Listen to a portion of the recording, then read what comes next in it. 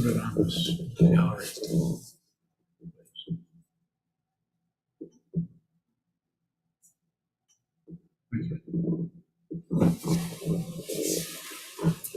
Good morning. Good morning, good morning, good afternoon, good afternoon, good afternoon, and good evening. Good evening. Hope you're having a good day so far.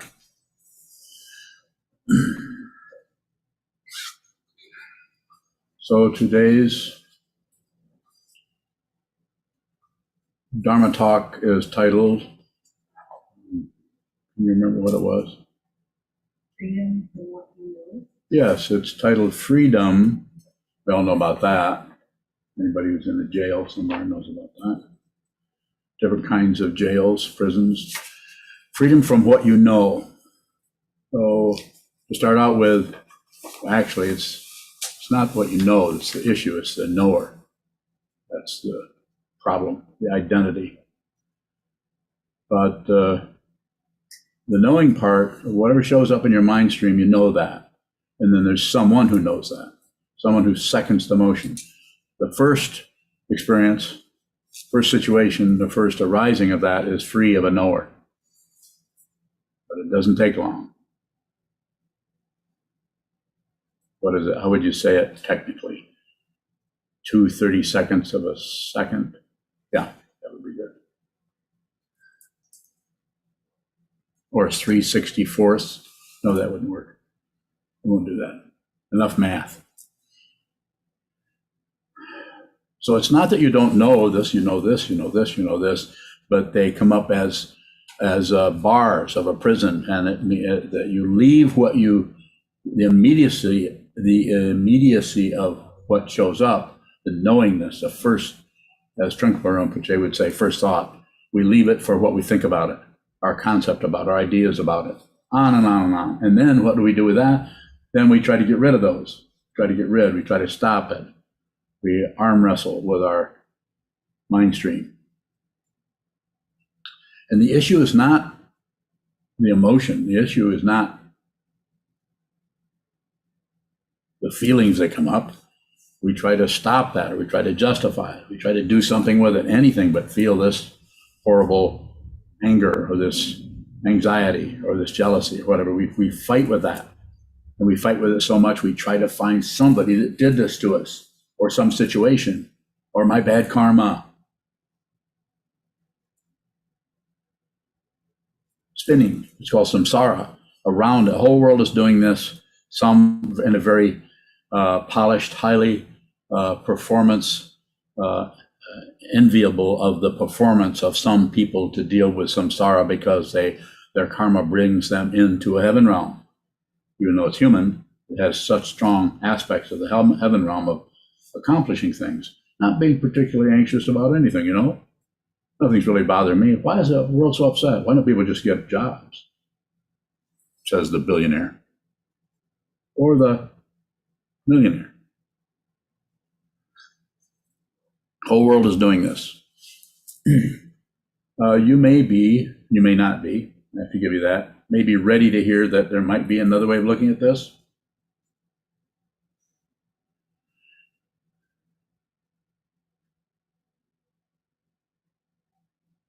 It's the identity, it's the knower, the one who knows the known, the one who knows what is known. This is red, this is blue, this is big, this is small. And the whole labyrinth, the whole panoply of otherness. We try to get rid of aspects of the otherness we don't like. The sad feelings, the bad feelings, the jealous feelings, the uncomfortable flood that comes out of being triggered by this or that, or our own mind or someone else. And this is why I say over and over again, train your mind. It doesn't mean train your mind to jump through hoops. It means train the mind until you see fundamentally what the mind actually is. The mind is full of this stuff.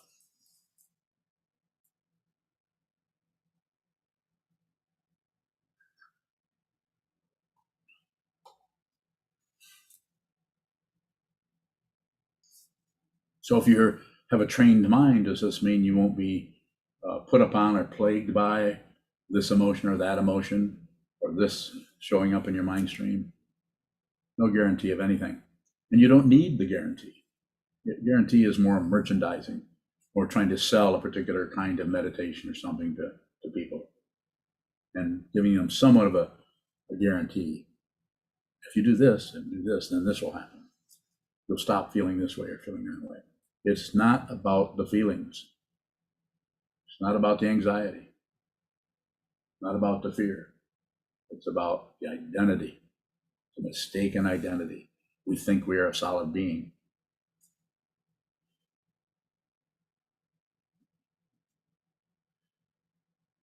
If I shared with you what goes through my mind stream, not only every day, but every few hours, you'd be terrified. Because you, I'm not accusing you of anything, there might be 15 or 20 of you that don't believe your thought patterns. It's possible. If you don't believe your thoughts, it's unlikely you'd be here listening to an old man chatter away. But if I'm just saying that liberation doesn't mean that all that stuff goes away. It just means that it's no longer prison.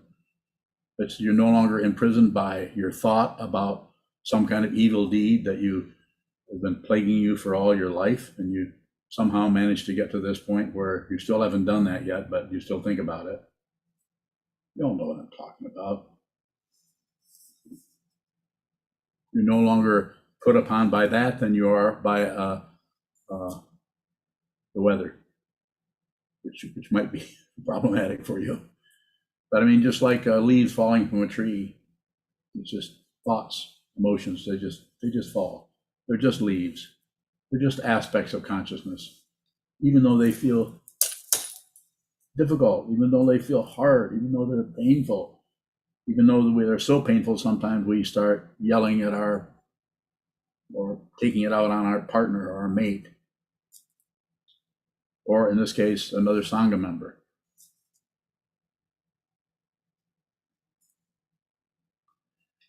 It's not about getting rid of those feelings. It is about seeing that what is giving those feelings and emotions and that karma that's coming from past centuries, from dependent origination, at some kind of an identity based on right and wrong, up and down, back and forth, belief, disbelief, life and death, all of that.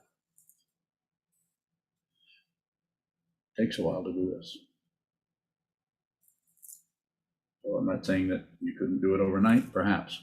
I'm not saying that you couldn't do it without a teacher, without the structure of the teacher, the teaching, and the community. Less likely to do it by yourself. Could be done, but it isn't something you do. If you're doing it, you're doing it. If you're doing it, then that's circular. It needs to be a radical understanding. This is why the way that in the Yogacara tradition is called turning around at the basis, the base consciousness being the Ale Vijnana. And that's also described in different ways depending on the particular circus or carnival you're attending. It's like that. It's not exactly that because there isn't anything to turn around, but it's like there's a turning around at the basis. This doesn't mean that you don't have arguments with people or disagreements with people or have ideas that are different from the person across the room. It doesn't mean that you suddenly become some kind of a angelic figure.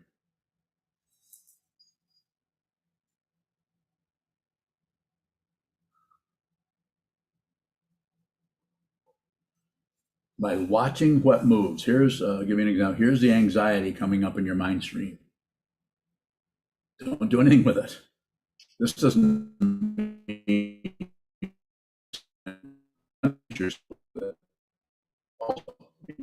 lighten up, get up, go out, move around a little bit.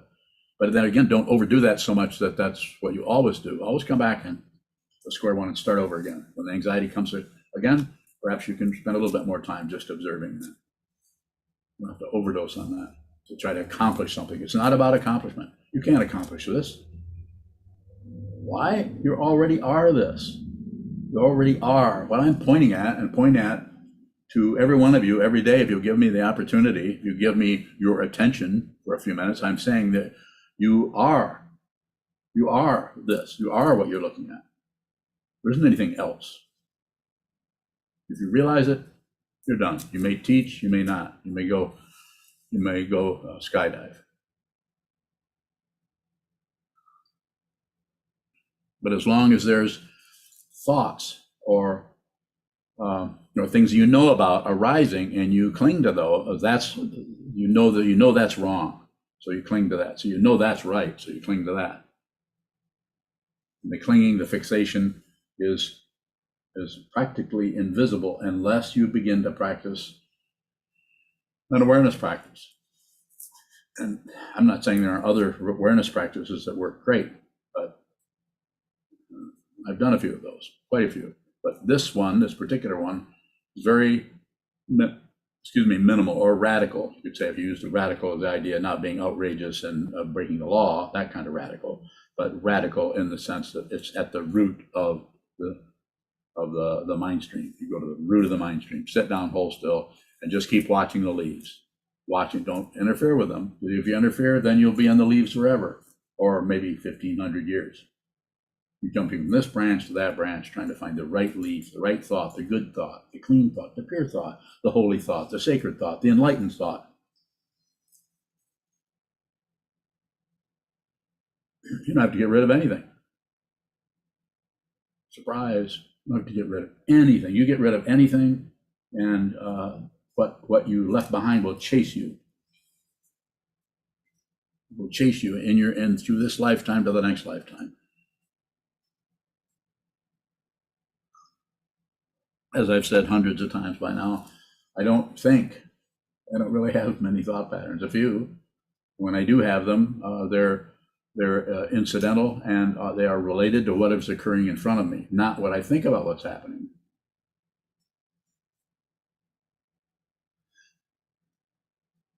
And I'm not saying you should try to not think. I'm saying you should watch the thought patterns. Don't get rid of anything.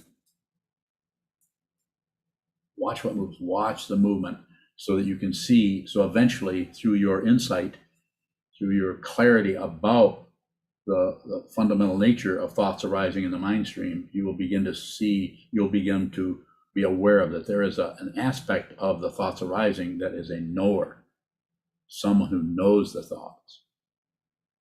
And that's what gives the criticism or the congratulation to the thought. I like it, I don't like that. I shouldn't be thinking that. They shouldn't be thinking it. That's wrong. They shouldn't. They should. Round and around. It's all over samsara. It's all over the news. Even people who seem to be pretty clear and pretty much interested in helping others might dedicate their lives to that. Nurses, doctors, all the people we know of that dedicate their lives to helping others. They need to be paid, of course.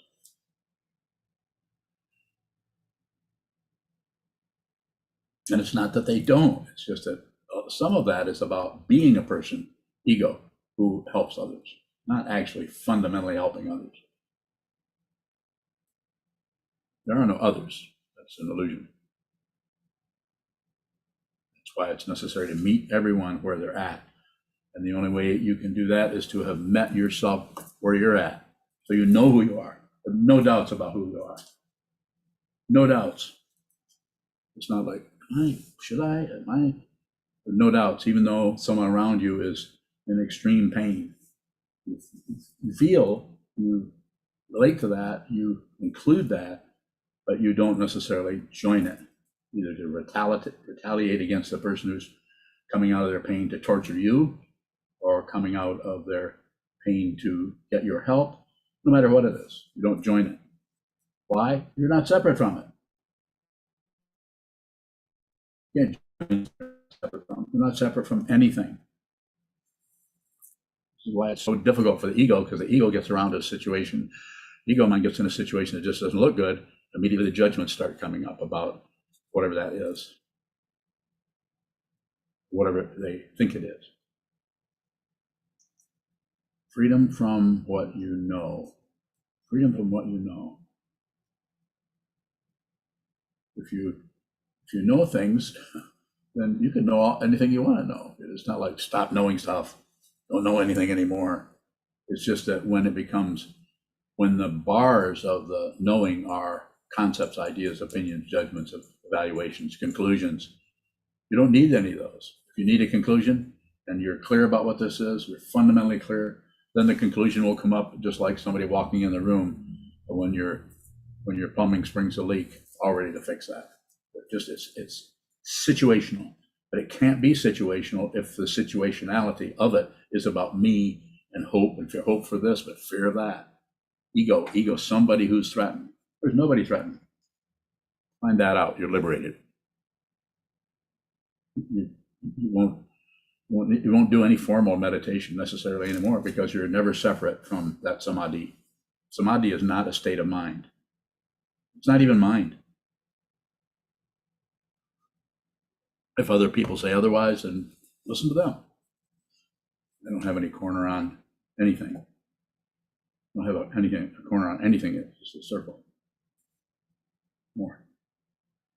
Sokuzan, what is the difference between having no doubts about who you are and knowing who you are?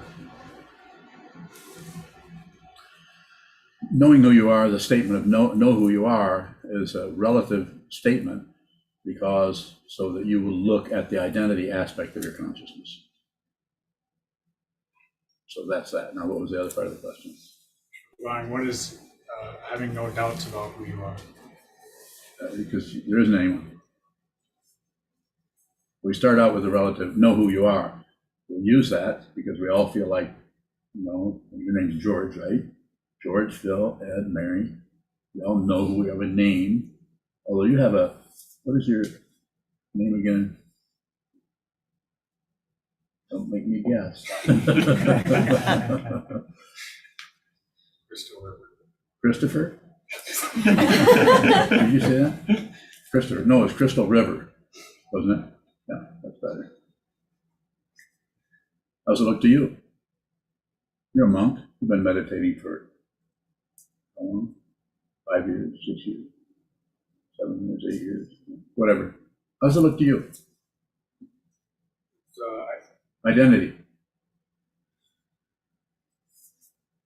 Say it. I don't know. That's a good start. It's an excellent start. I don't know. If you don't know, then that's where it's at. Exactly in the same place. When you say, I don't know, I can say the same thing with complete, so we call it conviction. You can. When you say, I don't know, you think there's a problem. When I say, I don't know, I'm delighted with that. I don't need to know anything. No need to know something. It's always situational, as long as there's a physical form in this human realm. If you're on this path, you live out of a vow. More. We can have some questions if people want to go that direction. If not, I can continue to talk.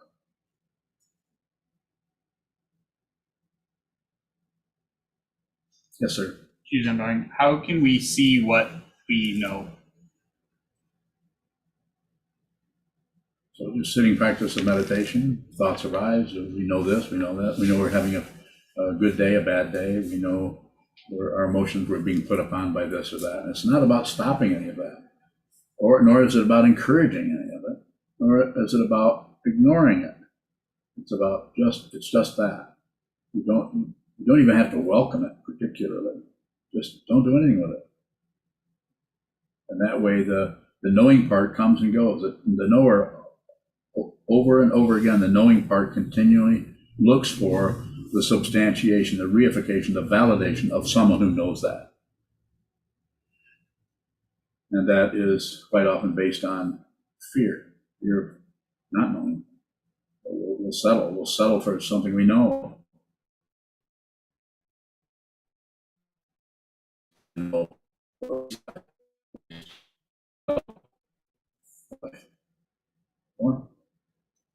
How can I function when it seems like there's just a cloud of thoughts? That's how you do it. Thank you. When it's just look at what you're saying. Listen to what you're saying, and I'll repeat it to you. When it's just a cloud of thoughts, you're describing the mind stream of everybody. including me. As long as you're manifested as a living being, there's going to be a cloud of thoughts coming from your karma, your karma, your karma, your karma, my karma. It's just that the difficulty there is that there's somebody who doesn't like that, who's trying to meditate away the cloud of thoughts as an assumption that we should get rid of how we feel. Yeah. Choose and running. So might I just need to function out of those thoughts? Oh, function with them. They're like your little friends.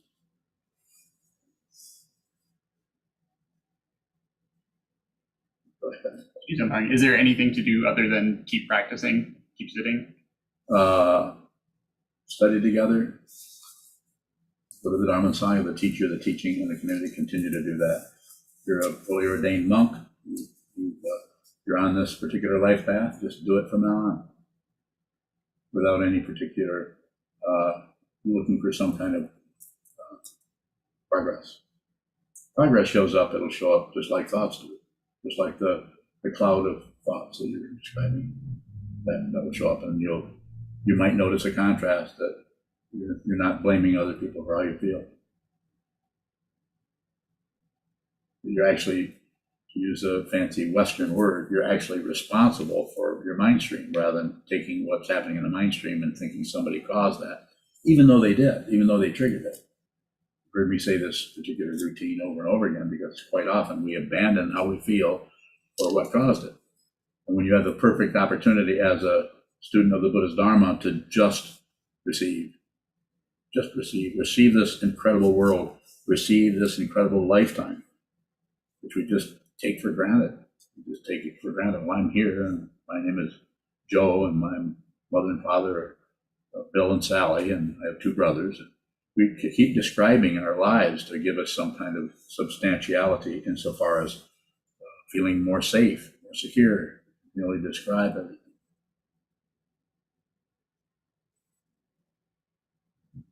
Choose and running. It seems like I almost never consider the concept of I've lost it. That You there can't is lose things. that there is somebody here. I'm always surprised when you say it, like that I forgot that. Is it helpful for me to intentionally return to the idea of identity? So, somewhat.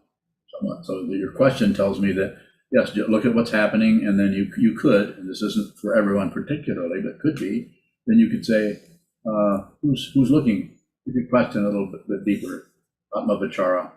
What is there? Investigate that. Is there a person there? And then, but drop it. Don't hang out and dig around a lot, because then ego, the self-centered aspect of the mind, hears that digging happen and runs there and let me help you with that. I can help you discover your true nature. Sound familiar to anybody? It is. Well, Ondo. What is it about movement, watching movement or holding still that helps us see the knower found? So holding still is you bring about as much stillness as you can using your body, because you can hold the body still, and you can't really hold the mind still. That's one of the reasons that the reason for mantra and visualization and all that. I don't think that's necessary. Not as a general practice. Maybe individually it might be, but not as a general practice. Shikantaza is very simple. Sit down, hold still. Watch the movement of not only your body wiggling, maybe, or getting up to go to the restroom, but also the movement of the mind coming and going without any additional judgments or any commentary or any evaluations or any concepts showing up around that. So just if you're doing anything with it, then you're producing. What I'm saying is a simple way to understand Shikantaza: just receive. Sit down, hold still, just be a tree, like a tree. You're just sitting there like a rock, just sitting there. And the weather of your mind is coming and washing over you and trying to seduce you into thinking something else, doing something else, stopping that. Don't being threatened by something or being seduced by something else. What is it about the receiver that helps us see the? What is it about receiving that helps us see the knower? You see, there's no receiver. takes a while. You see, there's no one to receive anything. And then eventually the receiving, when one realizes is liberated, that's a practice. That's not something that you would continue to do. You see, you're not separate from anything. So there's nothing to receive. You're looking at yourself all the time.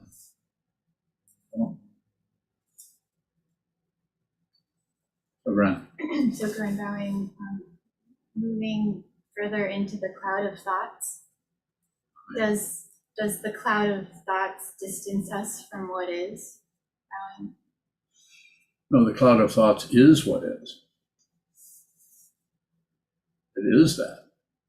What we do is we think, not just you, but I'm just talking about it in response to your question, we think that the cloud of thoughts is covering up something, and we try to get rid of it so we can see the truth. The cloud of thoughts is the truth.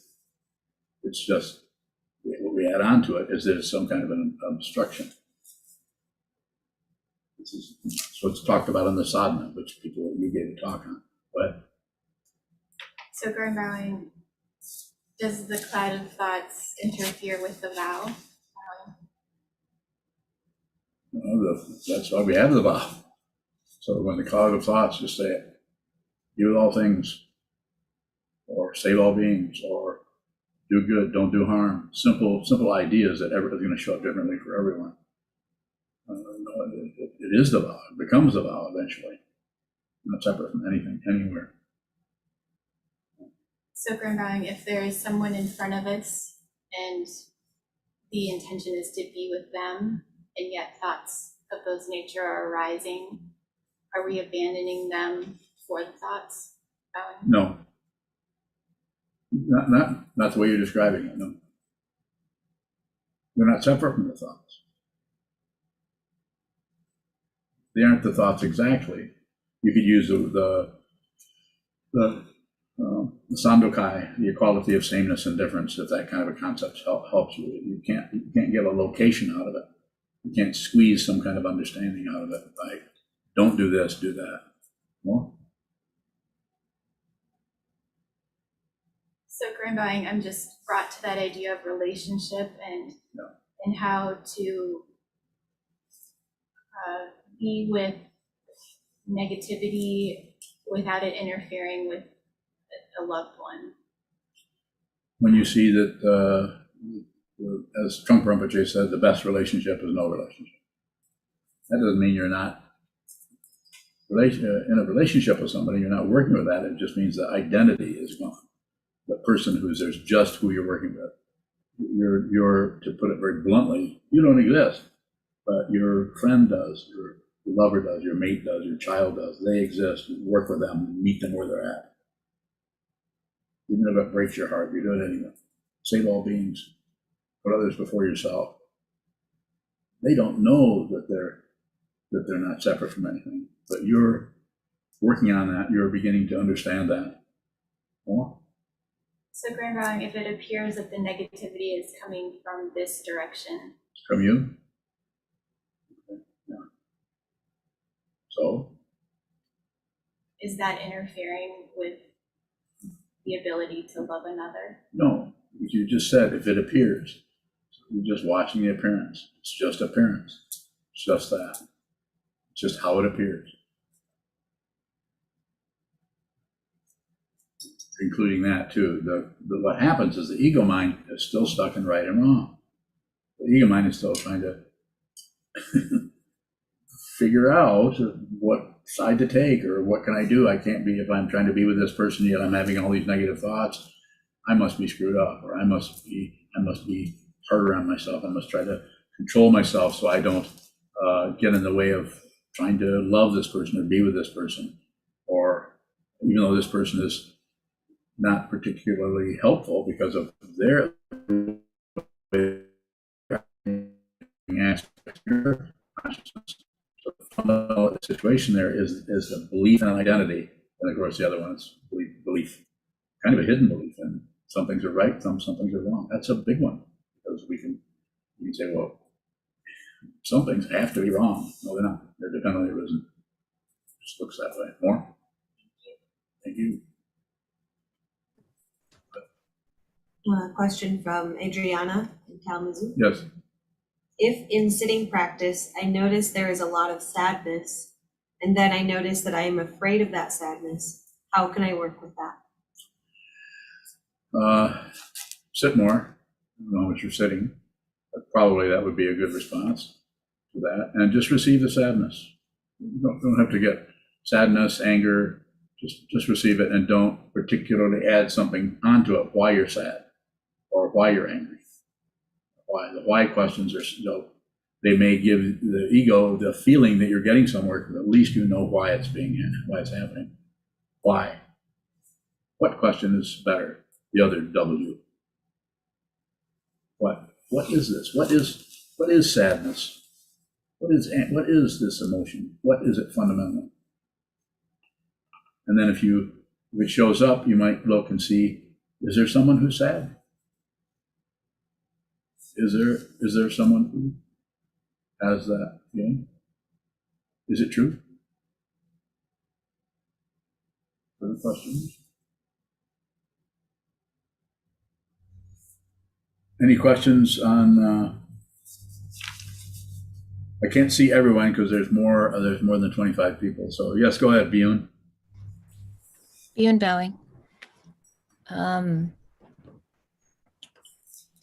When interacting with individuals who express speculation and maybe projections on my identity, trying to figure out as they try to build my identity up, it feels like the freedom is just getting squashed right out of the situation. And I guess I'm just wondering how can you receive the speculation of another when they think they know who you are?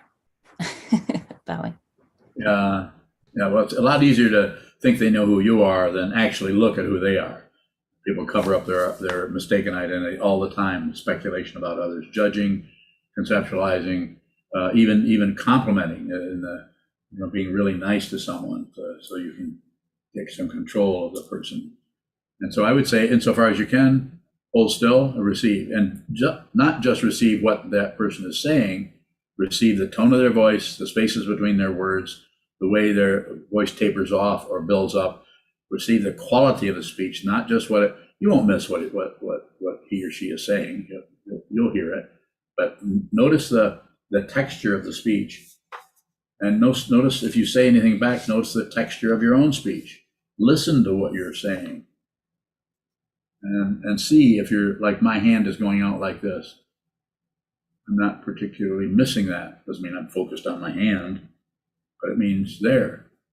Don sitting in front of me just leaned back. I saw that. Someone over here just put their hands in their lap.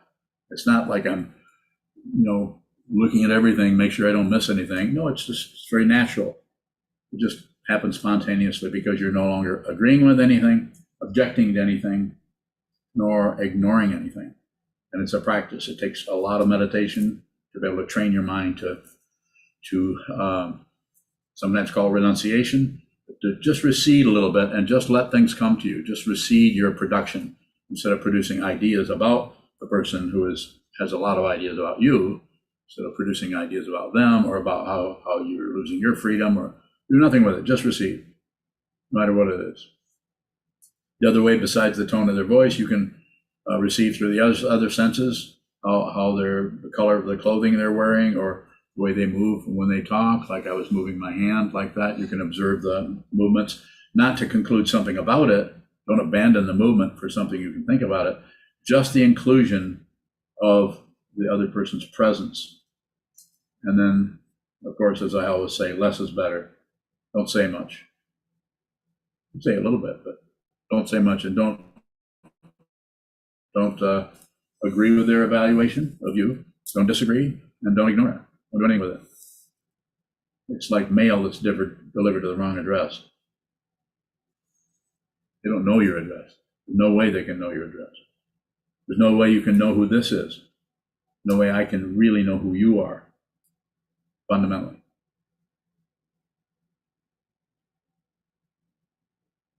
further questions. Yuhong Baoying, I have Yeah. 2 questions. Go ahead, you. Earlier, you mentioned that do some investigation when strong emotions arise. Ask who is it, and also what. I tend to abandon the space and jump the conclusion that there is no personhood so fast. Is there a space between the investigation starts and there's no personhood? Is there a space in between? Yeah, yeah, thank you. Yes, there could be some, but it's going to differ with each person. And the way you're describing that, I would just say keep going. I see no issue. You might give yourself an issue about it because ego, self-centeredness, not just yours, but mine or anyone else's, wants to have a say-so about everything, and including it'll just judge anything. Especially if the ego starts to get worried, self-centeredness starts to get worried that it's going to be left out of the whole thing. It wants to join you in your enlightenment. So we'll have a few 2 cents worth to put in. I'll help you here.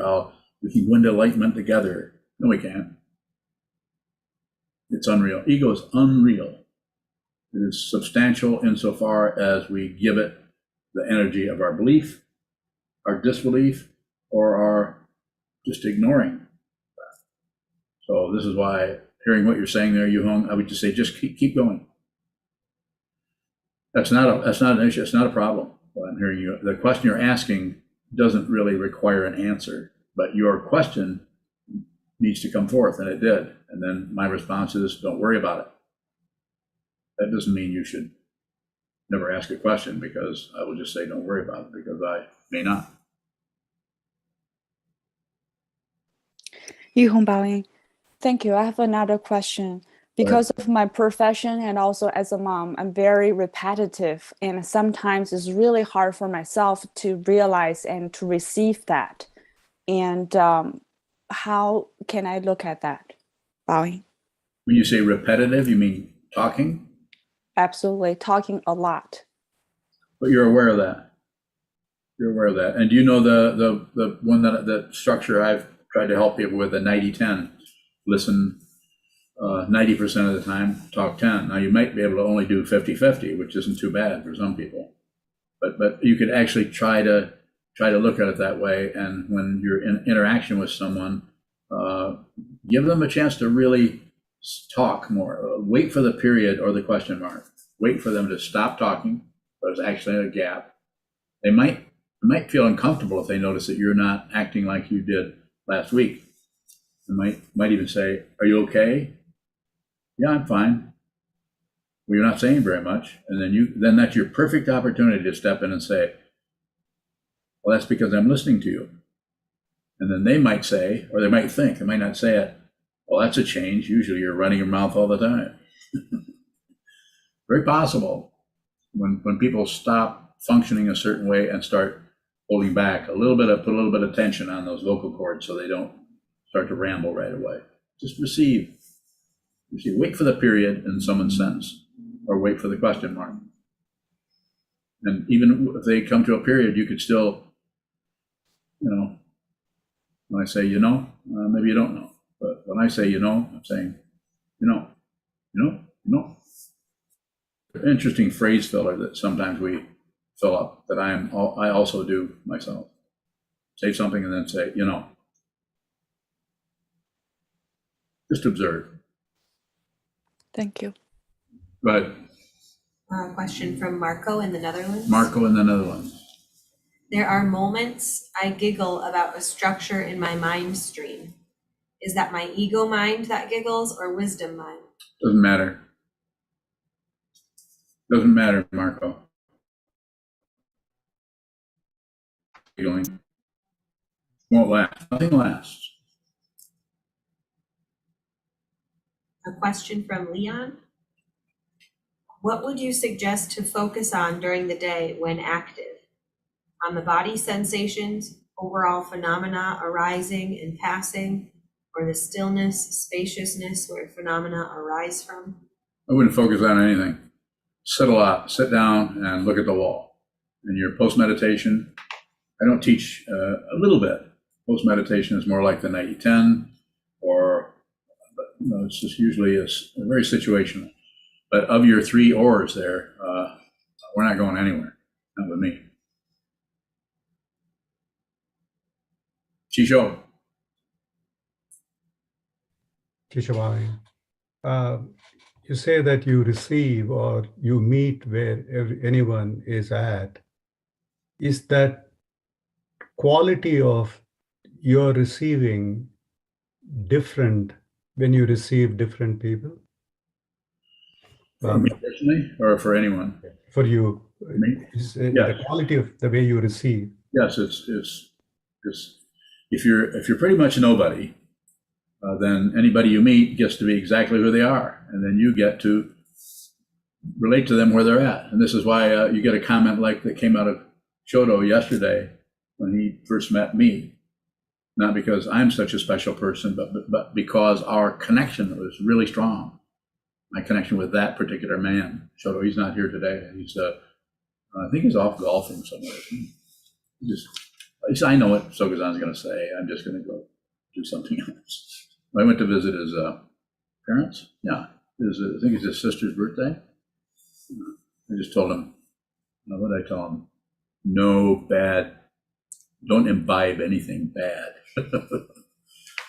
So with him, I can't remember what the quote was. Can anybody remember what he said? I don't recall, but something about in his talk, someone asked him, I don't remember what it was, but something about that, can you remember? Anybody? He said that Yeah. you were the first person he thought actually listened to him. Yeah. So that might be, if you really listen to somebody, you hear what they're saying without jumping to conclusions or jumping to anything. You just receive what they're saying. Then there's a possibility of a relationship. And if it's a Dharma, I'm not saying you have to be a Dharma teacher to do that. But if a person is a teacher, then the student teacher have the kind of chemistry that brings them together so that the teaching person can actually function. They have a student who's on receive, and he is definitely on receive. He has been since I met him. Even though he really irritates me sometimes. I'm sure I irritate him too. Kishavani, so unlike Shodo, if somebody else you meet whose quality of receiving is very poor, does your quality of receiving while interacting with that person also become poor? Yes. Yeah, well said. Good question. It does. No competition. Very interesting. Yes. When I say poor, I'm going along with your idea of poor. In other words, there's a lot of, doesn't mean that I'm not receiving or listening to them. It just means that I don't go beyond, it doesn't become intimidating to sit in front of me particularly. Unless I decide to be intimidating, and I'm pretty good at that. So just like, I could pick out anybody here that I know really well that I've met a long time ago or a while back. I can say I don't know, it's just meet people where they're at. I don't know how to even describe it. But the thing that you're asking about, if I understand then what you want to know by the question, then I would say yes. But unless I misunderstood what you're asking me. You aren't separate from them. So you're not separating yourself into some kind of enlightened being so you can talk to the poor helpless wretch who doesn't know how to train their mind or is all confused by you don't do that. No, nothing special.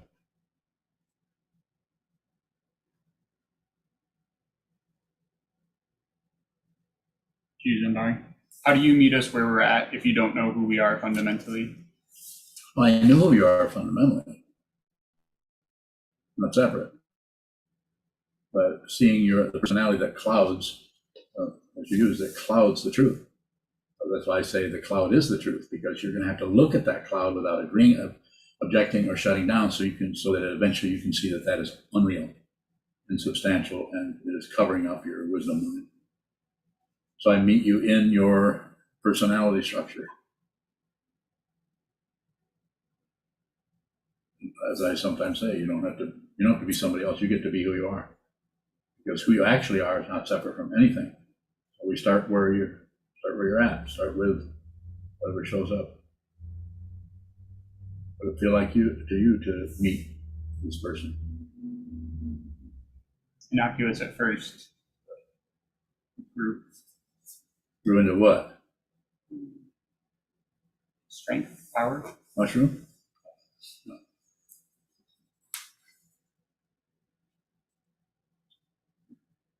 Further?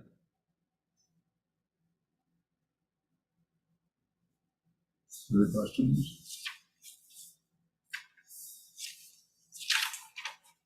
I can't tell, Gyumi, you have your head in your hands, or are you bowing? Well, Okay. as long as I got your attention. If there's nobody that's sad, is there also no sadness? No, there's sad. No, there's sadness because it's divinely arisen.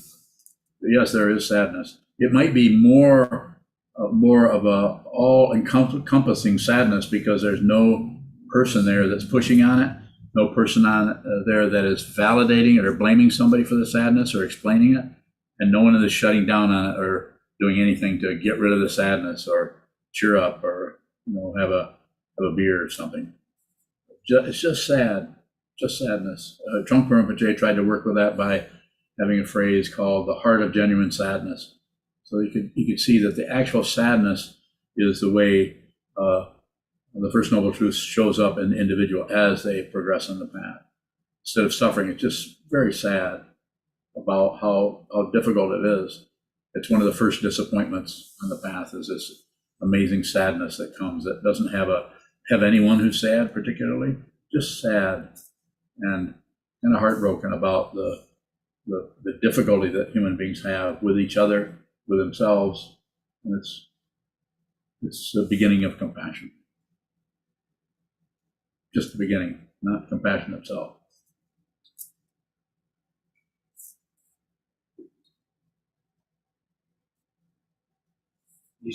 Nishigai. In Chazon's talk, he mentioned it was important to clarify our intention. And I guess I'm curious, what does it mean to clarify our intention? Aren't you sewing a robe? Save all beings. Put others before yourself. And repeat it. This is why we have so much repetition. This is just a chunk of wood in the shape of a person with a gold leaf on it. This is a human being. You're a human being, insofar as we know.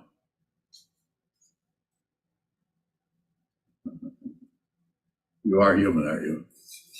Okay, we'll take it from there. Then just, what is your intention? You're sewing a robe to be a monk. So, this means that this path is important to you. And what is this path about? It's the Bodhisattva path to be with all things, save all beings, put others before yourself. And it's not going to show up as you being some kind of a hero or an angel or something like that. It may show up in ways that other people don't even realize what you're doing. They have no idea what your life is about. Project onto you. Well, you just want to be a hermit or whatever, or you want to have a fancy identity as a monk or something.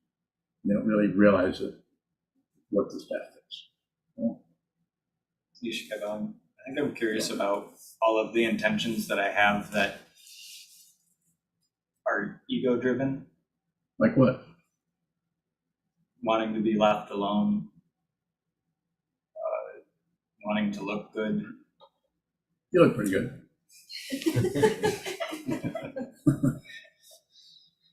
You should keep going. So does that get in the way of the intention to be with all things? No, it's about awareness. It's about whatever happens in your life is exactly what you need to see. Wanting to look good, just look at it. Don't try to get rid of that. Be a person who just, or whatever, however you want to say it. Just don't accept it. It's not about accepting, rejecting. That's all manipulation language. If it shows up, there it is. It's like it might be an unwanted guest, so to speak. But you're polite, you're cordial. You say, have a seat, but don't stay too long. Whoops. So I'm just saying you're reasonable about the situation rather than you're trying to get rid of it to get the ego more shiny or more presentable. Well, further questions online, on Zoom? Wulong and Kevin, you could just ask your question together, probably the same question. Wulong bowing. Sometimes meeting someone where they're at, sometimes it feels like dumbing down, and that feels disingenuous. How do I meet someone where they're at and also be genuine in that specific example? It might feel like dumbing down. That's your ego yammering at you. So it may feel like that. You might want to do a 4 or 5 minutes of dumbing down and see what that really is. Just receive the dumbing down. You meet the person and you see yourself dumbing down and talking about stuff that is inane or whatever. It's because that's all that person does with their life is. And they've just met somebody who's not actually doing that. So in order to communicate with that person, you need to make the 3 C's I talk about all the time: communicate, cooperate, collaborate. You need to emphasize the communication part, regardless of the inanity, regardless of the simplicity, or even stupidity of whatever's happening. Meet them in that, and also meet yourself as you object to that. You don't want to be. You think it's not genuine to be that. Your idea of genuineness may be the issue there. Is genuine to meet people where they're at. You don't have to feel, if you feel genuine, this is just bullshit. It's just crap. If you're actually genuine, you won't even know it. And it's a path. As Trungpa Rinpoche said, one of his shortest talks, be genuine. I was there. I heard it. All kinds of people gathered there for a long talk. It never happened. That's all he said. And he left. Of course, that's just a dream I had. It didn't actually happen.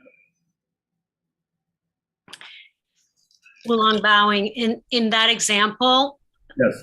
very helpful what you just said. In that example, when I consciously see myself simplifying language,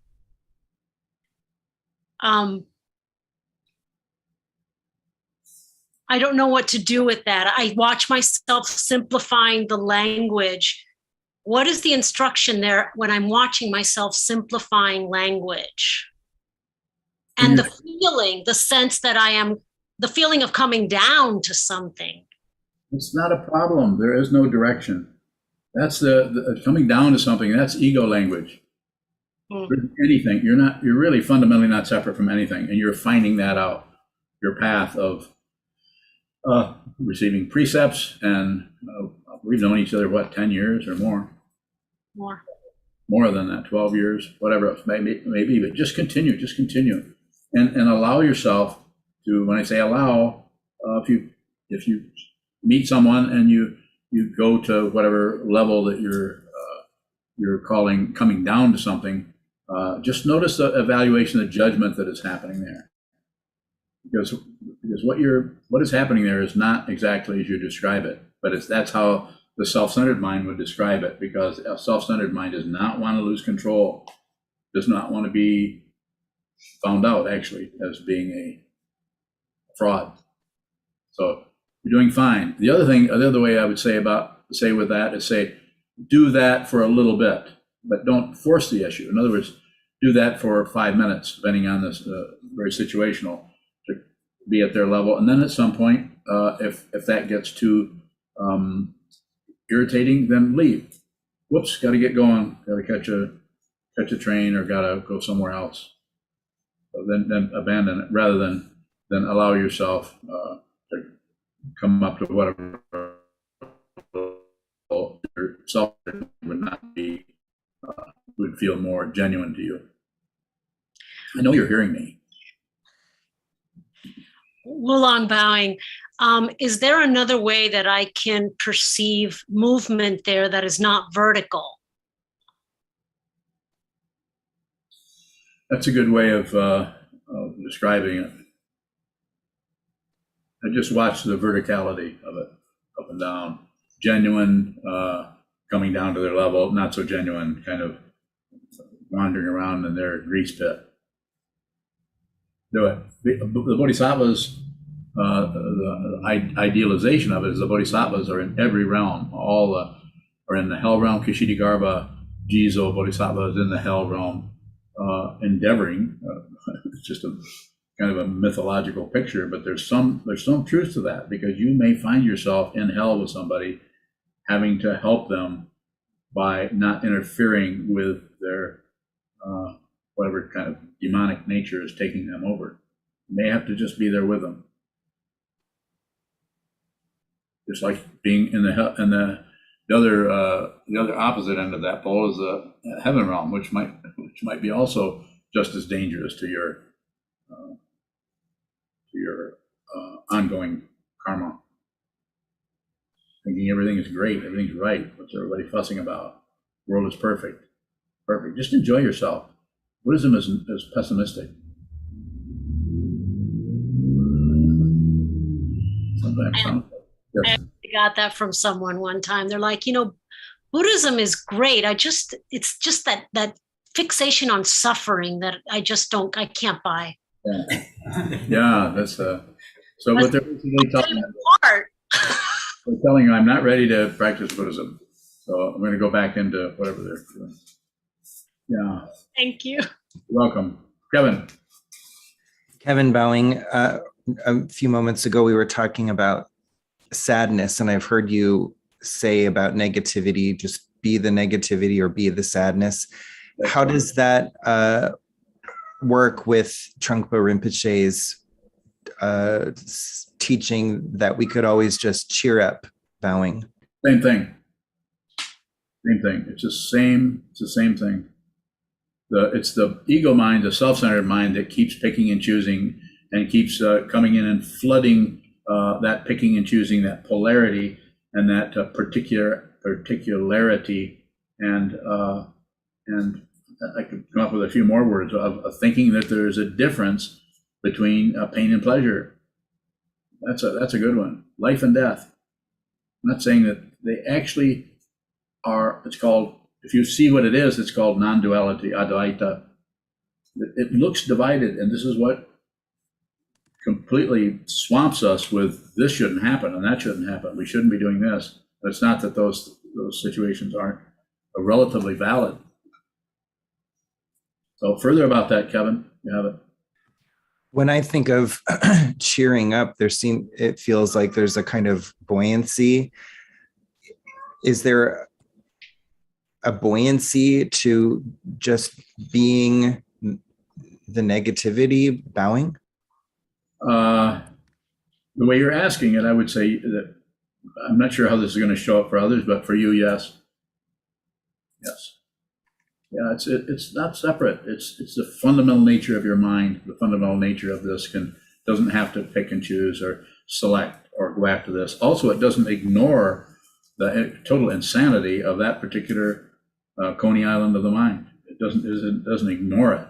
So it sees it, and that way, if it's necessary to move in one direction, you do it out of awareness, not out of some kind of thought that has to be fixed, or I can't ignore that anymore. Those are all ego words. If you're doing it, you'll just be doing it, and you might just find yourself in the middle of on the ground making mud pies with somebody without even thinking to do that. And they might be 4 years old. Kevin Bowing. Yes. Sorry, that's my doorbell. Somewhat along the lines of what Anna Marie was asking. Sometimes I'll just get specific. So I have to go to this birthday party, and there are a lot of so-called meditation teachers that are going to be there that I spend a lot of time avoiding. And I just find myself rolling my eyes when they're talking about, getting better through meditation, whatever. So no. I feel like to be genuine in that situation would be, I don't know. I guess my habituation would be to roll my eyes or sulk or avoid them. But how do I meet somebody without having to broadcast my own grouchiness, without also co-signing bowing. I hear you. And I would say, first of all, don't go. That's one way. Just don't go to it. You know, and how many people are going to be there? 30? Well, probably 30 people, but I got like put into an Airbnb with 2 people who I kind of can't stand, who are sort of like up with people meditation teachers. People. Yeah, I've heard of them.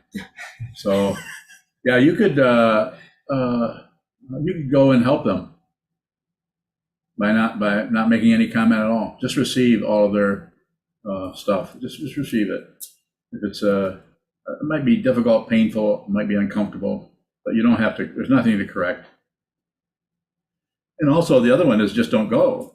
But if you do go, then hold your seat. Nothing to hang on to particularly, but that listen, receive what they're saying.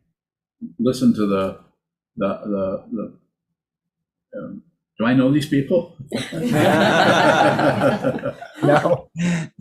Well, not the ones that I'm thinking of specifically. Okay. So I would either not go, which is easy to do, or if you do go, then just very little production, mostly receiving. Receive what's there, and look at it as a practice where you can go in and just practice just receiving whatever they say without much comment. Now, if they ask you a question, if they invite you in to respond to something, then you could come right out of your grouchiness, or whatever it is, however you characterize it, and you could tell them, but don't explain it or validate it.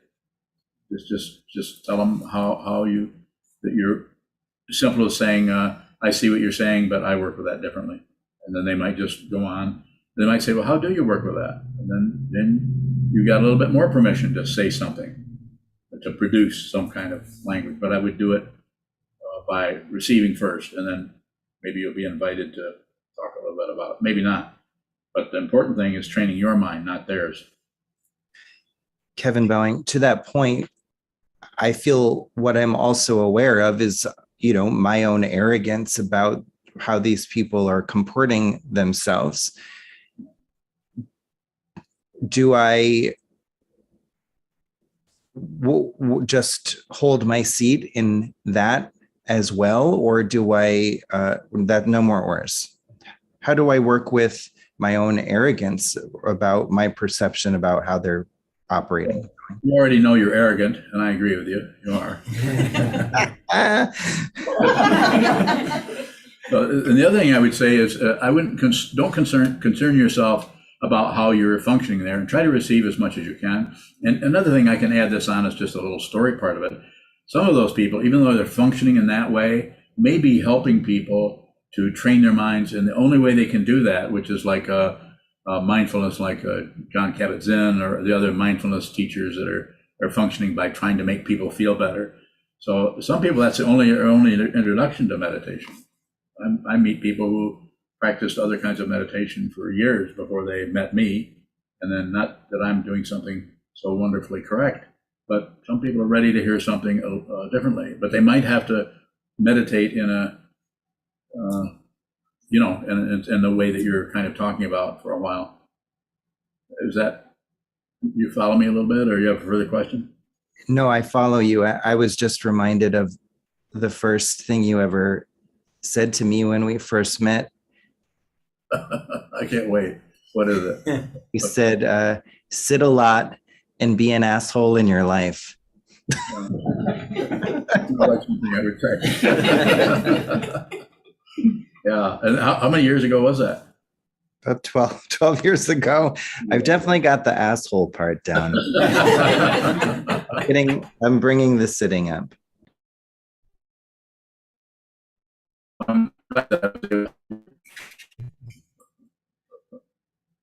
Further questions?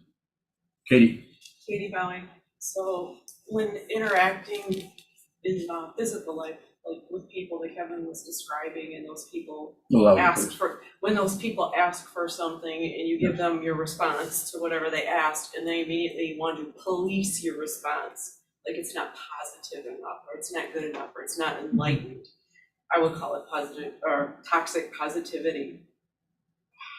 How do I react to that? Well, less is better. Is it your work environment? It happens in a lot of different areas. It's not one specific area. Less is better. Just don't do much with it. Receive it, because if you start to produce, then you actually, by the production, maybe have some value based on what you're hearing, but you're still operating in samsara. You're not training your mind by doing that.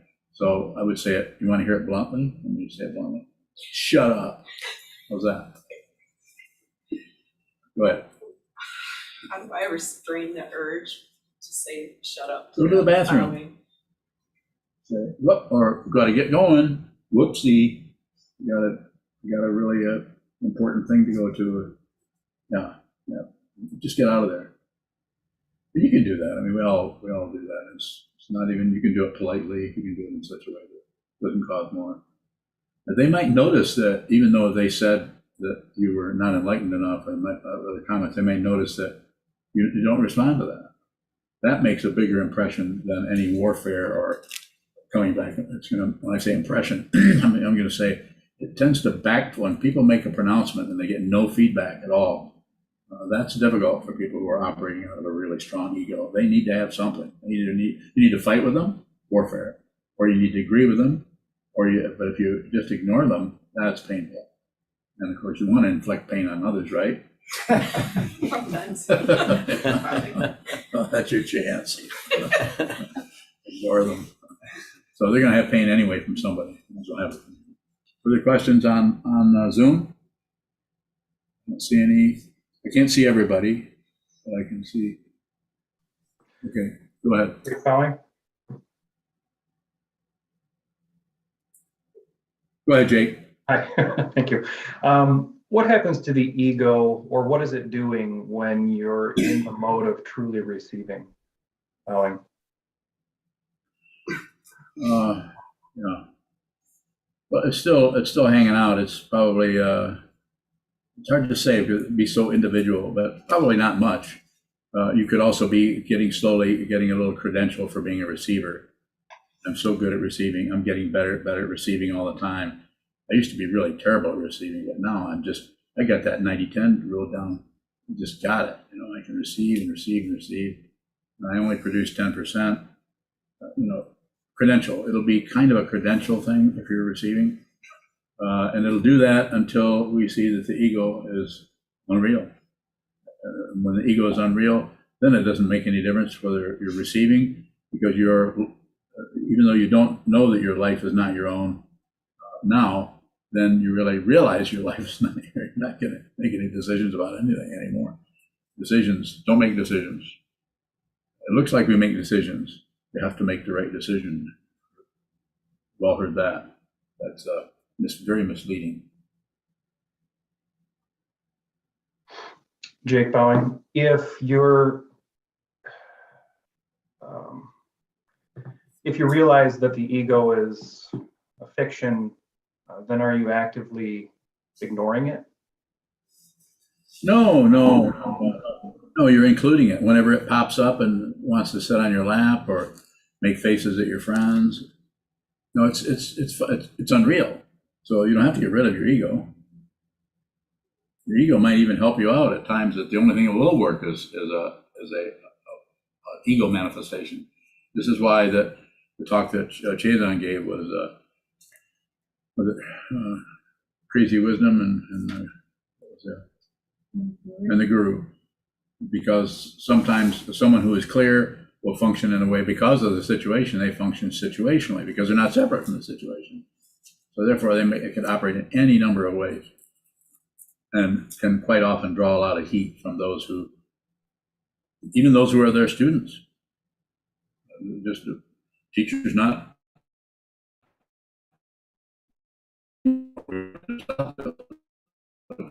Or she, that matter, does something that we have to control things. So you don't have to get rid of the ego. It's unreal. But since it is part and parcel of everyone's ego, everyone's all the dynamics that arise anywhere, ego, enlightenment, whatever you want to call it, is supposed to be there because, how do you know? Because it's there. There are no mistakes. Sure looks like it, but not true. Further questions? Go ahead. Question from Spool String in the UK. Spool String. A comment first. He says, sitting more, thanks for the guidance. And his question, Welcome. how is emptiness dependently originated? The concept of emptiness is dependently originated.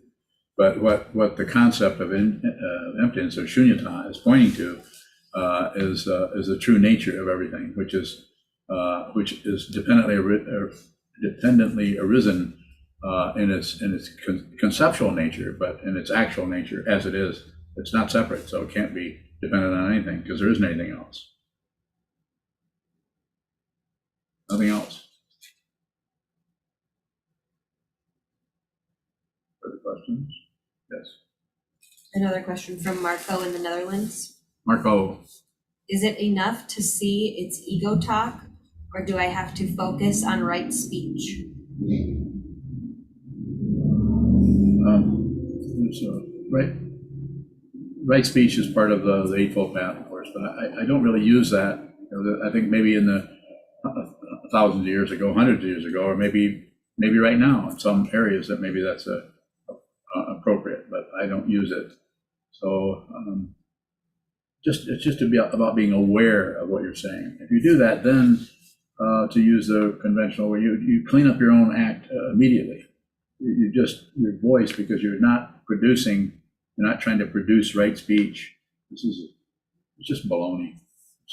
It's, not to be against the canned meat.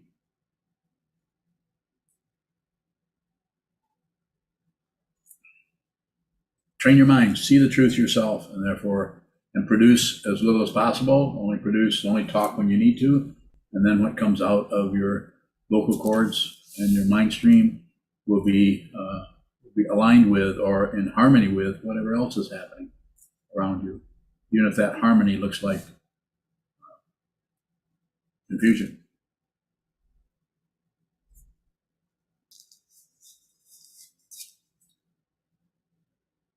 Question? No? I think we can end. Okay. There's one last question, then we'll end after that. Or not, or we'll end now.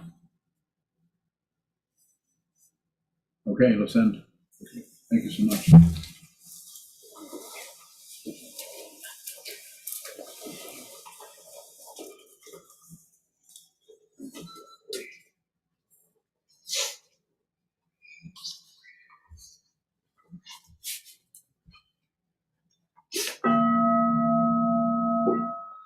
May the merit of this penetrate into all places, so that we and every sentient being together can realize the Buddha's way.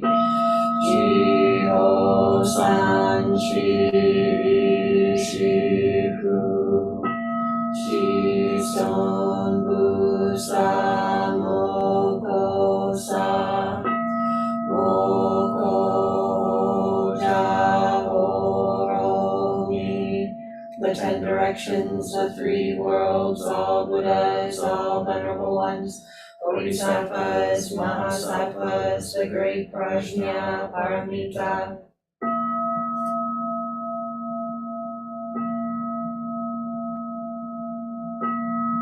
O Buddhas and Bodhisattvas of the 10 directions and the 3 times, please hear us. Please come down out of the light and protect Sokukoji Buddhist Temple Monastery, our Sangha, families, friends, and visitors. Heal everyone who is unhappy, sick, or suffering, and fill them with love.